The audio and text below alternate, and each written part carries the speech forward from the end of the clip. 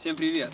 Если у вас так же, как у меня, трясется задняя дверь при езде, я сейчас покажу, как это очень легко, быстро и, главное, бюджетно устранить.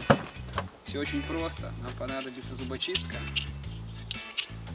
которую вставляем, можно поломать и вставить вот в это место, вот сюда.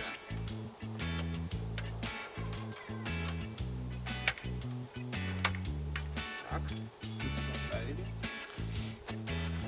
Все, теперь дверька закрывается очень четко и не трясется. Все очень бюджетно, просто. Это уже моя вторая зубочистка. Почти год езжу, полет нормальный.